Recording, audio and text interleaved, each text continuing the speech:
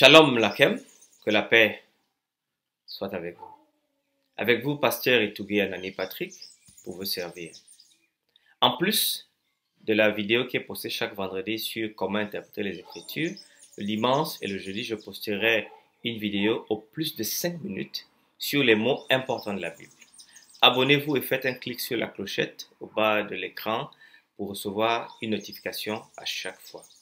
Aujourd'hui, nous avons un thème important auquel la vérité vous amènerait dans le mot action de grâce. Mais avant, je voudrais préciser que dans la rubrique des mots de la Bible que nous allons présenter, l'emphase est mise sur les 5386 mots du Nouveau Testament.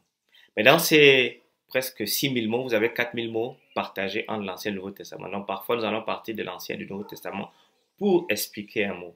Nous allons suivre l'ordre alphabétique et choisirons des termes ayant une portée théologique qui sont parfois mécompris du grand public. Alors, aujourd'hui, nous avons un mot important, c'est action de grâce. En effet, le mot action de grâce apparaît 53 fois dans le Nouveau Testament.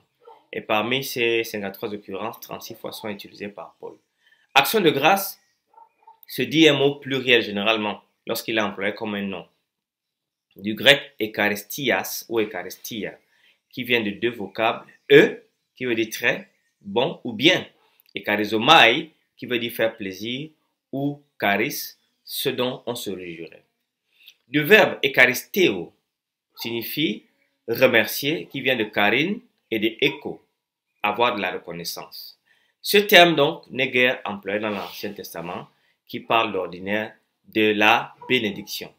Mais dans le Nouveau Testament, la bénédiction devient donc l'Eucharistias, c'est-à-dire remercier. C'est pour cela que dans Matthieu chapitre 15, verset 36, la Bible dit « Jésus prit les 7 pains et les poissons, et après avoir rendu grâce, il les rompit et les donna à ses disciples, qui les distribuèrent à la foule. » Et peut-être nous avons cela également dans la liturgie de l'Apocalypse, chapitre 4, verset 9, qui dit « Quand les êtres vivants rendent gloire et honneur et action de grâce à celui qui est assis sur le trône et à celui qui vit au siècle des siècles. » Alors vous voyez donc, tous les autres emplois se trouvent dans les épîtres de Paul.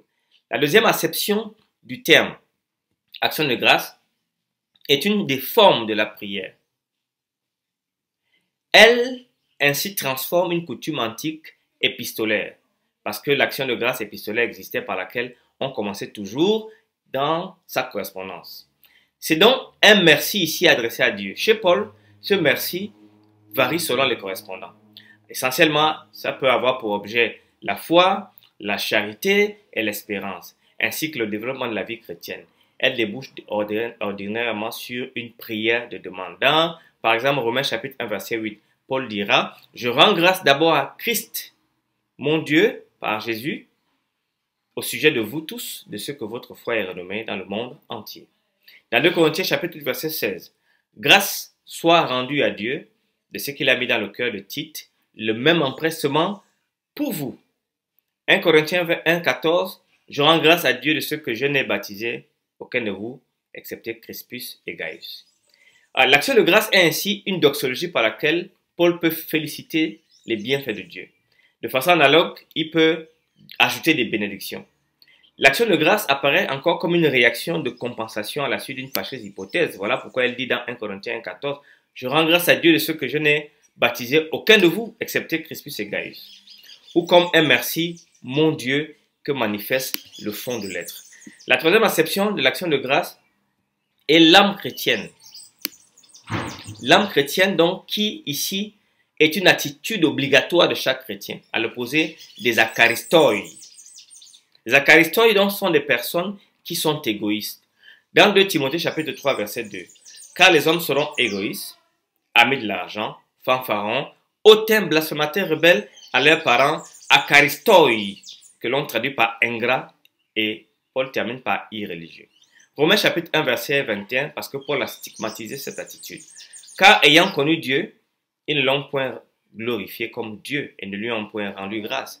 Mais se sont égarés de leurs pensées et leur cœur sans intelligence a été plongé dans les ténèbres. » Alors, l'action de grâce doit sous-tendre toute action humaine et chrétienne. Ce que l'on fait dans le mot catholique Eucharistie, par exemple. La Bible Tob nous dit comment est la vie d'un chrétien dans Colossiens chapitre 3, verset 17.